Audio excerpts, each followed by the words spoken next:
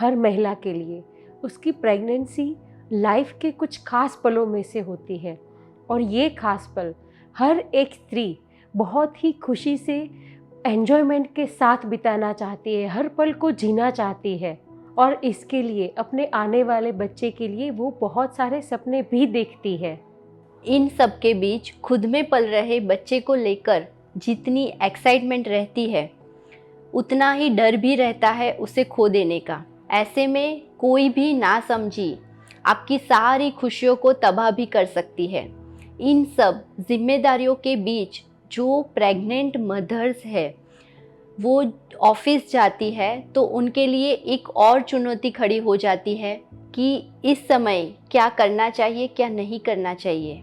Pregnancy के दौरान होने वाले बच्चे की चिंता होना, अपने हेल्थ की चिंता होना, ये सब कहीं ना कहीं सभी को नॉर्मल लगता है, परंतु ये चिंता और ये स्ट्रेस जब डिप्रेशन में बदल जाता है तब वो माँ और उसके पेट में पल रहे बच्चे को भी असर करता है। इसकी नेगेटिव इम्पैक्ट माँ और बच्चे दोनों पर पड़ती है। ऐसे में आपको सिर्फ ज़रूरत है तो वो है सही मार्गदर्शन की। नमस्कार दोस्तों, आपके साथ मैं हूँ आशा नकरानी और मैं हूँ भाविना देसाई। स्वागत है आप सभी का पीएमसी हिंदी द्वारा प्रस्तुत आपका अपना शो दिव्य गर्भ में। और आज हम इसी विषय पे बात करेंगे कि ड्यूरिंग प्रेगनेंसी ऑफिस और घर के स्ट्रेस को कैसे मैनेज किया जा सकता है। भाविना, शुरुआत ये वर्ड से ही होती है, स्ट्रेस शब्द, क्योंकि इसको हम स्ट्रेस की तरह समझते हैं, इसीलिए वो हमारे लिए स्ट्रेस बन गया है। परंतु सबसे पहली बात, जो भी महिलाएं जॉब कर रही है उनके लिए ये सवाल आता है कि गर्भावस्था के दौरान जॉब करनी चाहिए या नहीं करनी चाहिए।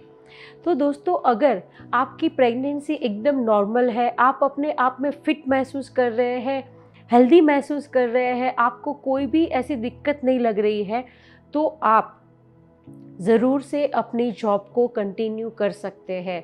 परंतु अगर आपकी प्रेगनेंसी स्पेशल है, डेलिकेट प्रेगनेंसी है, या तो फिर डॉक्टर्स ने आपको बेड रेस्ट के लिए कहा है, जिसके कारण हम पिछले एपिसोड में समझ चुके हैं, बच्चे का नीचे होना या तो फिर ब्लीडिंग बार बार होना या तो आगे आपके 2-3 अबॉर्शंस हो चुके हैं, तो उस केसेस में डॉक्टर्स आपको बेड रेस्ट करने के लिए कहते हैं। तो उस समय हमें ज़रूर से अपनी वाइजनेस को यूज़ करना है और जॉब को अगर ज़रूरत लगे तो हमें छोड़ना भी है। तो आशा, इस समय ये सवाल होता है कि ऐसी सिचुएशन में क्या करना चाहिए। क्या गर्भ संस्कार या तो पॉजिटिव एफर्मेशन इसमें काम कर सकते हैं? तो इसका जवाब है डेफिनेटली हाँ, क्योंकि जब हम गर्भ संस्कार से जुड़ते हैं, हम पॉजिटिव एफर्मेशन करते हैं, हम मेडिटेशन करते हैं, तो हमारा ये प्रीशियस और डेलिकेट जो समय है उसको हम बहुत ही अच्छे से मैनेज कर सकते हैं।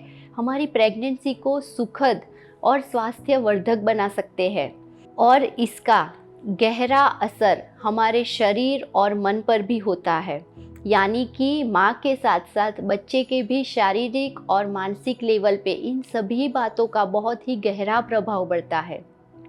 अभी इन बातों के साथ साथ एक बात ये भी याद आती है आशा, कि जैसे हम बार बार ये सुनते हैं कि जब भी प्रेगनेंसी कंसीव हो तो हमारे बुज़ुर्ग या फिर घर के मेंबर्स, रिश्तेदार हमसे कहते हैं कि स्टार्टिंग के 3 महीने तक प्रेगनेंसी की बात किसी को शेयर नहीं करनी है, किसी को बतानी नहीं है।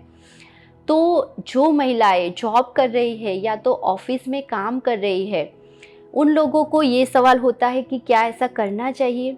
लेकिन दोस्तों, उस समय हमें ज़रूर से ऑफिस में इन्फॉर्म करना चाहिए, क्योंकि जब हम इस बात को ऑफिस के मेंबर्स और कलीग से शेयर करते हैं तो एक तो हमारी प्रेगनेंसी के रिलेटेड एक एटमॉस्फेयर क्रिएट होता है जो हमें बहुत सपोर्टिव रहता है और साथ में ही हमारा काम करना बहुत ही इजी हो जाता है और इस समय को हम बहुत सपोर्टिव वे से ले सकते हैं।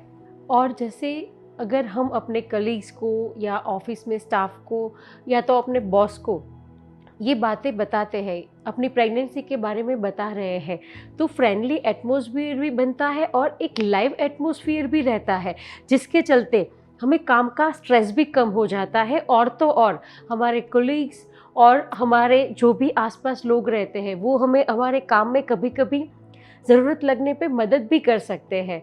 तो ये न्यूज़ को ज़रूर से शेयर करें। फिर आता है कि अगर इस दौरान आप अपने स्वास्थ्य का ध्यान कैसे रख सकते हैं। अगर आपकी जॉब शारीरिक श्रम वाली है, यानी कि गर्भवती माता की जॉब शारीरिक श्रम वाली है, तो उसको थोड़े समय के लिए हम बदल सकते हैं, क्योंकि हम सभी जानते हैं इस समय पे शारीरिक श्रम माँ और बच्चे दोनों के लिए कुछ हद तक नुकसानकारक हो सकता है। और अगर ऐसे में किसी महिला की जॉब पूरे दिन खड़े रहने की हुई या तो हैवी वेट लिफ्ट करने की हुई, तो वो ज़रूर से बच्चे के लिए अच्छी बात नहीं है। तो आप अपनी जॉब को कुछ समय के लिए चेंज कर सकते हैं, जिसमें आप दोनों को बैलेंस कर सकें। और अगर आपकी जॉब कॉरपोरेट है, जिसमें आपको पूरा समय स्ट्रेस में रहना पड़ता है, तो इस जॉब को भी या तो आप उसको आवर वाइज यानी कि घंटे के हिसाब से कम करिए, ताकि आप अपने खुद के लिए समय निकाल सकें। खुद के लिए अगर आप दिन में 2-3 घंटे निकालते हैं, जैसे हमने आगे बात की है, योगा, प्राणायाम, हल्का वॉकिंग, मेडिटेशन, बुक रीडिंग, ये सब वो 3 घंटे में करेंगे, तो बाकी का पूरा दिन जो आपका कॉरपोरेट ऑफिस में है वो एकदम शांति से जाएगा। आपको कोई भी काम का स्ट्रेस नहीं लगेगा। तो जिनकी भी जॉब्स कॉरपोरेट क्षेत्र में है वो ज़रूर से अपने काम के समय को कम करें। फिर इसके बाद आता है कि अभी आपकी अगर ऑफिस बहुत ऊपरी मंजिलों पर है, तो भी आप ज़रूर से लिफ्ट का इस्तेमाल करें, स्टेयरकेस का इस्तेमाल ना करें। पहले माले तक ठीक है, क्योंकि प्रेगनेंसी के दरमियान हमारा सेंटर ऑफ ग्रेविटी शिफ्ट हो जाता है। इसके चलते पैर मुड़ने की या ट्विस्ट होने की, फिसलने की संभावनाएं बढ़ जाती है। तो इस समय लिफ्ट का इस्तेमाल करें। और ऑब्वियसली है कि हील्स को अवॉइड करना चाहिए। सिंपल चप्पल या तो स्लीपर हम पहन सकते हैं। और जो महिलाएं जिनका डेस्क वर्क ज़्यादा है, या तो जिनको पूरे दिन लैपटॉप या पीसी पे काम करना रहता है, जिनको पूरे दिन एक ही जगह पर बैठकर डेस्क वर्क करना रहता है, पेपर वर्क करना रहता है, उन महिलाओं को अगर वो गर्भवती है तो उस समय खास अपने शरीर का और अपनी बैक का भी ध्यान रखना ज़रूरी है, क्योंकि उस समय हमारा झुकाव आगे की प्रति होता है। तो इस दौरान बैकएक की समस्या बढ़ सकती है। तो इस समय आप क्या कर सकते हैं, एक छोटा सा कुशन अपने पास रख सकते हैं, बॉडी पोस्चर को स्ट्रेट रखने की कोशिश कर सकते हैं, क्योंकि जितना बॉडी पोस्चर स्ट्रेट रहेगा लंबे समय के लिए, तो उतना ही आपको बैकएक, बॉडी एक की समस्याएं कम रहेगी। क्योंकि जैसे जैसे बच्चे का वेट अंदर बढ़ेगा, वैसे वैसे हमारे बैक को, क्योंकि हमारा बैक एक कोड के साथ कनेक्टेड होता है, तो बैक को वो स्ट्रेंथ बढ़ती है, इसीलिए बैकएक की समस्या शुरू होती है। तो हो सके उतना बॉडी पोस्चर को सीधा रखें, ज़रूरत पड़ने पर एक कुशन भी साथ में रखें। फिर आता है कि ऑफिस में खाने पीने का ध्यान कैसे रखें। हमेशा ही अपने साथ एक दो छोटे डिब्बे रखें, जिसमें आप ड्राई फ्रूट रख सकते हैं, ड्राई फ्रूट चिक्की रख सकते हैं, या तो घर का बनाया हुआ कोई भी नाश्ता। ये लंच के अलावा की बात है। आप जो प्रॉपर 3 मील्स ले रहे हैं उसको तो लेना ही है, पर 2 मील्स के बीच में लंबा गैप ना हो, इसके लिए आप छोटे छोटे स्नैक्स ले सकते हैं मीनवाइल। क्योंकि हर 3-4 घंटे पे अगर आप थोड़ा थोड़ा खाते रहेंगे, तो जितनी कैलोरीज, जैसे भाविना ने हमें पिछले एपिसोड में बताया था कि 250 to 350 कैलोरीज शुरुआत के दिनों में लगती है, फिर धीरे धीरे उसका प्रमाण बढ़ता है। तो ये आपको कंज्यूम करना ज़रूरी है। आप फ्रूट्स रख सकते हैं, जूसेस अपने साथ में रख सकते हैं। हर 2-3 घंटे पे आपको इसको कंज्यूम करना भी ज़रूरी है, क्योंकि ऑफिस और प्रेगनेंसी ये दोनों को एक साथ में हम ज़रूर से हैंडल कर सकते हैं, वाइजनेस के साथ, कुछ इंस्ट्रक्शन को फॉलो करके। और एक महत्वपूर्ण बात कि ड्यूरिंग प्रेगनेंसी हमें जंक फूड को बिल्कुल भी अवॉइड करना है और अपने यूरिन के समय को भी महत्व देना है। 3 से 4 घंटे में हमें कम से कम एक बार वॉशरूम के लिए ज़रूर से जाना है। वर्क के कारण यूरिन को रोकने से हमें यूरिन इन्फेक्शंस और प्री टर्म डिलीवरी का रिस्क बढ़ता है और साथ में ही प्रेगनेंसी के रिलेटेड बहुत सारी मेडिकल इमरजेंसी को भी हम बढ़ावा देते हैं। तो इसके लिए हमें इस बात का बहुत ही खास ध्यान रखना है, क्योंकि जब हम ऑफिस में रहते हैं तो काम के स्ट्रेस के चलते हम इस बात के लिए इतने अवेयरनेस में नहीं रहते हैं दोस्तों। कई बार ऐसा भी होता है कि जॉब में हमें बहुत सारी ट्रैवलिंग करनी पड़ती है, यानी कि हमारी जो भी जॉब है उसमें हमें बार बार कहीं ना कहीं अलग अलग जगहों पे ट्रैवल करना रहता है। तो इस समय प्रेग्नेंट महिलाएं सोचती है कि क्या ये सेफ़ है, क्या इससे मेरी प्रेगनेंसी में कोई रिस्क तो नहीं बढ़ेगा ना, क्या मैं ड्यूरिंग प्रेगनेंसी ट्रैवल कर रही हूँ तो मेरे और मेरे बच्चे के लिए ये सेफ़ रहेगा क्या। तो इसके लिए दोस्तों हमें ये समझना ज़रूरी है कि कुछ छोटी छोटी लेकिन महत्वपूर्ण बातों को ध्यान में रखते हुए हम ड्यूरिंग प्रेगनेंसी भी ट्रैवलिंग कर सकते हैं। तो सबसे पहले तो फर्स्ट ट्राइमेस्टर यानी कि पहले 3 महीने में अगर आप हेल्दी है, आप अच्छा महसूस कर सकते हैं तो आप बिल्कुल ही ट्रैवलिंग कर सकते हैं। लेकिन उस समय, ये जो समय है 1 से 3 महीने का, ये बहुत ही नाजुक माना जाता है। इस समय में फीटस भी डेवलप हो रहा होता है और प्लेसेंटा भी पूरी तरह से फॉर्म नहीं हुआ होता है। तो ये जो नाजुक समय है, उस समय हमें थोड़ा सोच कर देखना है कि हम अंदर से क्या महसूस कर रहे हैं, हमारी शारीरिक हेल्थ कैसी है, उस हिसाब से हम इजीली ट्रैवल कर सकते हैं। लेकिन अगर आपकी स्पेशल प्रेगनेंसी है या फिर आपको ड्यूरिंग प्रेगनेंसी कुछ दिक्कतें आई है, जैसे कि स्टार्टिंग के कुछ मंथ्स में या तो कुछ दिनों में आपको ब्लीडिंग हुई है, या तो बच्चा थोड़ा नीचे से है और डॉक्टर ने आपको ध्यान रखने के लिए बोला गया है, तो उस समय हमें ट्रैवलिंग बिल्कुल भी अवॉइड करनी है। हमें ये ध्यान रखना है कि इस समय हमारे लिए हमारा बच्चा महत्वपूर्ण है, तो हमें ये सोच के ट्रैवलिंग नहीं करनी है दोस्तों। और अगर आपकी ट्विन प्रेगनेंसी है या तो आपने IVF या तो IUI करवाया हुआ है, तो उस समय हमें डॉक्टर की सलाह लेके ही ट्रैवलिंग करनी है। अगर डॉक्टर मना कर रहे हैं तो हमें इस चीज़ को फॉलो करना बहुत ज़रूरी है। अब बात करते हैं सेकेंड ट्राइमेस्टर की, यानी कि आपका 4, 5 और 6, ये 3 महीने के है या फिर 13 से 24 हफ्ते का है। इस दौरान आपका प्लेसेंटा पूरी तरीके से बन चुका हुआ होता है और फीटस का भी बेसिक जो एक शरीर बनना है वो बन गया होता है। तो इस समय ट्रैवल करना सेफ़ है, परंतु अगर ज़रूरत है तो ही, क्योंकि कई बार क्या होता है कि डॉक्टर कुछ कहते नहीं है तो हम तो मज़े से कहीं पे भी घूमने चले जाते हैं। परंतु प्रेगनेंसी के दौरान दोस्तों आप हेल्दी भी फील कर रहे हैं, अच्छा फील कर रहे हैं, तो बिना काम के ट्रैवल ना करें उतना ही अच्छा है। छोटे मोटे ट्रैवल कर सकते हैं परंतु लॉन्ग ट्रैवलिंग हो सके उतना अवॉइड करें। अब नेक्स्ट आता है थर्ड ट्राइमेस्टर। अब हमारे भारत में बहुत सारी कम्युनिटीज़ है और सभी के रीति रिवाज अलग अलग है। कई घरों में मायके में डिलीवरी होती है तो कई घरों में ससुराल में। तो कई केसेस में ऐसा होता है कि हस्बैंड वाइफ जॉब के लिए कोई अलग सिटी में रहते हैं, तो उनके लिए एक बड़ा सवाल आता है कि हमें अपने घर कौन से महीने में जाना चाहिए। तो जनरली एक बहुत ही एक बड़ा मिथ है कि 8वें महीने पे हमें बिल्कुल भी ट्रैवल नहीं करना चाहिए, परंतु डॉक्टर्स के हिसाब से दोस्तों 7वें और 8वें महीने पे ट्रैवल करना ज़्यादा सेफ़ है, वो भी सेफ्टी के साथ, क्योंकि 9वें महीने पे हमारा ऑलमोस्ट बच्चा अंदर रेडी हो गया होता है। कई बार होता है कि जर्क और अगर खड्डे की दिक्कतें हैं तो उसके चलते हमारी डिलीवरी भी जल्दी हो सकती है। तो ऐसे में हम 7वें और 8वें महीने पे ट्रैवल कर सकते हैं। तो दोस्तों हमने ऑफिस स्ट्रेस को तो कैसे मैनेज करना है, ट्रैवलिंग करनी है तो कैसे करनी है, ये तो बहुत अच्छे से जान लिया। लेकिन साथ में ही घर को, परिवार को किस तरह से समय देना है और घर परिवार के स्ट्रेस को कैसे मैनेज करना है, इसके बारे में जानते हैं, इसके बारे में बात करते हैं। क्योंकि इस समय एक स्त्री के अंदर इमोशनली बहुत से अप डाउन चलते हैं, मूड स्विंग्स चलते हैं। तो ऐसे में अगर परिवार का सहयोग नहीं मिलता है तो एक माँ बहुत ही दुख में, चिंता में और स्ट्रेस में आ जाती है।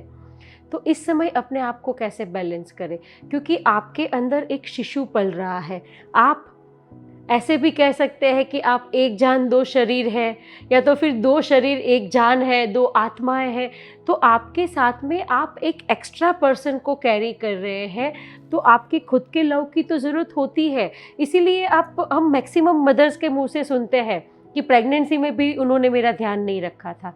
तो प्रेगनेंसी में ऐसा क्या होता है कि जब हमें एक्स्ट्रा केयर की ज़रूरत पड़ती है, क्योंकि हम एक बच्चे को अपने साथ लेकर चल रहे हैं और उस बच्चे के भी कुछ इमोशंस हैं, वो बच्चे को भी लव की रिक्वायरमेंट है। इसीलिए एक माँ को उस समय एक्स्ट्रा केयर की और एक्स्ट्रा लव की ज़रूरत पड़ती है। ऐसे में अगर गर्भवती माता अपने ऑफिस के स्ट्रेस और घर के स्ट्रेस को मैनेज नहीं कर पाती है, तो वो कहीं ना कहीं डर, चिंता और एंजाइटी में आ जाती है। और हमारे अब तक के सारे एपिसोड्स में हमने जाना है कि एक माँ के लिए स्ट्रेस कितना हानिकारक है। तो इसके लिए माँ को खुद के लिए थोड़ा समय निकालना है, कुछ घंटे निकालने हैं, जिससे वो अपने इस स्ट्रेस को बहुत ही अच्छे से मैनेज कर पाए। तो जानते हैं कि इस स्ट्रेस को मैनेज करने के लिए हमें क्या करना चाहिए। सुबह उठकर आपको कुछ प्राणायाम जैसे कि अनुलोम विलोम, उज्जैन श्वास, डीप ब्रीथिंग, भ्रामरी जैसे प्राणायाम आप कर सकते हैं। उसके साथ ही आप कुछ योगा भी कर सकते हैं, जैसे कि ताड़ासन या तो माउंटेन पोज, जिसके कारण हमारी रीढ़ की हड्डी को मजबूती मिलती है और हमारी प्रेगनेंसी के दौरान जो बैक पेन की समस्या आती है उसमें हमें राहत मिलती है। इसके अलावा हम वज्रासन में बैठ के डीप ब्रीथिंग भी कर सकते हैं, जिससे हमारे नी, हिप और एंकल जॉइंट की फ्लेक्सिबिलिटी बढ़ती है। तो देखिए दोस्तों कि कैसे हम खुद के लिए थोड़ा समय निकाल के जब इन सब एक्टिविटीज़ यानी कि प्राणायाम, योगा से जुड़ते हैं, तो अपने आप ही अब हमारे शारीरिक स्ट्रेस को मैनेज कर सकते हैं और हेल्दी भी रह सकते हैं। दोस्तों, कोई भी प्राणायाम को शुरू करने से पहले एक बार अपने आप से कनेक्ट करें। अपना एक हाथ वार्म पे रखें, एक हाथ हार्ट पे रखें, क्योंकि हार्ट और बच्चा इन दोनों से कनेक्ट होना बहुत ही ज़रूरी है। फिर आप आपके प्राणायाम के जो भी पोस्चर्स हैं उसके साथ कनेक्ट हो सकते हैं। प्राणायाम के बहुत सारे बेनिफिट्स हैं दोस्तों, पर एक बेसिक बेनिफिट जो है वो ये है कि प्राणायाम माँ के ब्लड सर्कुलेशन को फास्ट बनाता है। इसकी वजह से माँ और बच्चा दोनों ही हेल्दी होते हैं और इसकी वजह से माँ का एनर्जी लेवल भी बहुत अच्छा होता है। योगा और प्राणायाम के और भी बहुत सारे बेनिफिट्स हैं, जैसे मॉर्निंग सिकनेस, बैक एक या बॉडी का कोई भी आपको अगर पार्ट दुख रहे हैं, तो योगा और प्राणायाम ये दोनों बहुत ही ज़्यादा हेल्प करते हैं। साथ में आपको अगर नोशिया वोमिटिंग की ज़्यादा दिक्कत है तो कुछ प्राणायाम उससे भी जुड़े हुए हैं, कुछ योगा है जिसको आप फॉलो कर सकते हैं। परंतु दोस्तों एक बात कि ज़रूर से एक्सपर्ट की सलाह लेके करें, यूट्यूब पे देखकर ना करें, क्योंकि हमने शुरू में ही जाना था पिछले एपिसोड में कि हम सभी के शरीर की रचना अलग अलग है, कार्य करने की क्षमता अलग अलग है, कार्य करने का तरीका भी अलग अलग है। तो अपने आप से यूट्यूब या इंस्टाग्राम पे देख के फॉलो ना करें, अपने डॉक्टर की सलाह लें या किसी एक्सपर्ट की सलाह लेके पर करें ज़रूर। योगा, प्राणायाम ये दोनों दो तरीके से हमारे लिए अच्छा होता है। एक तो हमें मेंटल पीस भी मिलता है और दूसरा शारीरिक लेवल पे भी ये अच्छा होता है। इवन योगा करने से हमारे जो मसल्स स्टिफ हो जाते हैं प्रेगनेंसी के दौरान, वो भी धीरे धीरे सॉफ्ट होना शुरू हो जाते हैं। तो योगा प्राणायाम को ज़रूर फॉलो करें और साथ में हम नॉर्मल हल्का सा वॉक भी कर सकते हैं, स्लो वॉक, भागने वाला वॉक नहीं। लेकिन जैसे कि आशा ने हमें बताया कि हमें धीरे से वॉक करना है, नॉर्मल वॉकिंग करनी है, वो भी इतना ही महत्वपूर्ण है। जब आप अपनी जॉब और घर के स्ट्रेस को मैनेज करने के लिए खुद को कुछ समय देते हैं और खुद पे कुछ काम करते हैं, तो अपने आप ही ये बहुत ही डीप वर्क करता है। और इसके साथ ही मेडिटेशन भी उतना ही ज़रूरी है। मेडिटेशन से हम अपने शरीर, मन, आत्मा, बुद्धि हर एक एस्पेक्ट पे काम कर सकते हैं। और तो और आशा, मेडिटेशन से हम यूनिवर्सल यानी कि कॉस्मिक एनर्जी से कनेक्ट होते हैं, जिसके कारण हमारा मैनिफेस्टेशन पावर भी बहुत ज़्यादा बढ़ता है और ये हमारे बच्चे पे बहुत डीप काम करता है। और दोस्तों, मेडिटेशन के बारे में हम सिर्फ 3 या 4 मिनट में या तो 10 मिनट में एक्सप्लेन नहीं कर सकते हैं। इसके लिए हम नेक्स्ट हमारा पूरा एपिसोड लेके आ रहे हैं, जिसमें हम ड्यूरिंग प्रेगनेंसी मेडिटेशन से क्या फ़ायदे होते हैं और मेडिटेशन प्रेगनेंसी में कैसे कैसे चमत्कार कर सकता है, इसके बारे में डिटेल में बात करेंगे। तो दोस्तों, जैसे कि आज हमने जाना कि ड्यूरिंग प्रेगनेंसी हमें ऑफिस स्ट्रेस को कैसे मैनेज करना है, घर के स्ट्रेस को कैसे मैनेज करना है, और साथ में ही कैसे हम अपनी प्रेगनेंसी के लिए खुद को थोड़ा समय देके बहुत कुछ ऐसी एक्टिविटीज़ कर सकते हैं जिसके कारण हमारी प्रेगनेंसी हेल्दी भी रहेगी, हैप्पी भी रहेगी और हम स्ट्रेस से बहुत दूर रहेंगे। ये शब्द ही हमारी डिक्शनरी से निकल जाएगा। यस। तो दोस्तों, जुड़े रहिए हमारे साथ पीएमसी हिंदी द्वारा प्रस्तुत आपका अपना शो दिव्य गर्भ में, जहां आगे हम बात करेंगे ध्यान, जो कि नॉर्मल व्यक्ति के लिए भी अपने जीवन का एक बहुत ही महत्वपूर्ण भाग बन सकता है। उससे नॉर्मल व्यक्ति के जीवन में भी बहुत सारे फायदे हो सकते हैं। और यहाँ तो बात आती है गर्भावस्था की, तो एक आत्मा जो इस पृथ्वी पर आने वाली है, उसके जीवन में और गर्भवती माता के जीवन में ध्यान क्या चमत्कार कर सकता है, इसके बारे में हम अगले एपिसोड में बात करेंगे। तब तक के लिए सभी को धन्यवाद। धन्यवाद।